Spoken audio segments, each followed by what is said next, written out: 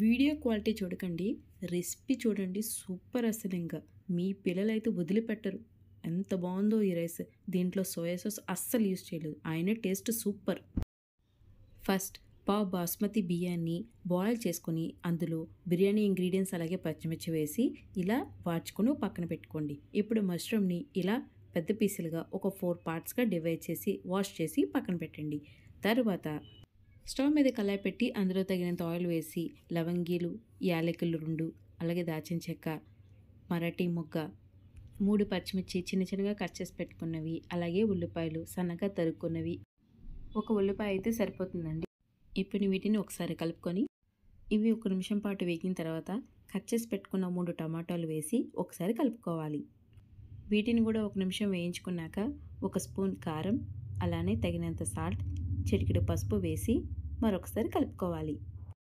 ఇవి ఒక 3 నిమిషాల పాటు వేగి ఆయిల్ పైకి తేలినప్పుడు ఫ్రెష్గా కట్ చేసి పెట్టుకొని కడిగి పెట్టిన మష్రూమ్స్ ఇందులో యాడ్ చేసుకోవాలి. ఈ మష్రూమ్స్ని ఆయిల్ పైకి తేలినంత వరకు వేయించుకోవాలి. టేస్ట్ కోసం దంచిన అల్లం వేసుకున్నానండి. ఇప్పుడు ఒకసారి కలుపుకుందాం.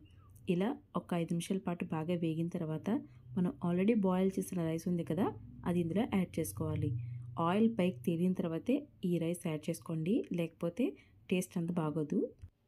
ఇప్పుడు ఈ రైస్ని కర్రీలో కలిసేలాగా ఒకసారి కలుపుకోవాలి. చాలా నెమ్మదిగా కలుపుకోండి, బాస్మతి రైస్ కదా. ఇందులోనే స్ప్రింగ్ ఆనియన్స్ యాడ్ చేసుకోండి, మంచి టేస్ట్ ఉంటుంది. ఫ్రైడ్ రైస్ అంటేనే స్ప్రింగ్ ఆనియన్స్ స్పెషల్గా ఉండాలి, అప్పుడే అది ఫ్రైడ్ రైస్ అవుతుంది. పూర్తిగా కలుపుకున్న తర్వాత టేస్ట్ కోసం ఒక చిటికెడు టేస్టింగ్ సాల్ట్ యాడ్ చేసుకుందాం. లాస్ట్లో 1 స్పూన్ గరం మసాలా, అలాగే కట్ చేసి పెట్టుకున్న కొత్తిమీర యాడ్ చేసి మరొకసారి కలుపుకోవాలి. మనం గరం మసాలా వేసిన తర్వాత స్టవ్ ఆఫ్ చేసేయాలండి. ఇంకా మనం అలాగే ఉంచితే కింద అడుగు అంటిపోతుంది అనమాట. ఇప్పుడు ఆ వేడి మీదే ఆ గరం మసాలా అలాగే కొత్తిమీర వేసి కలిపి మనం సర్వ్ చేసుకోవాలి.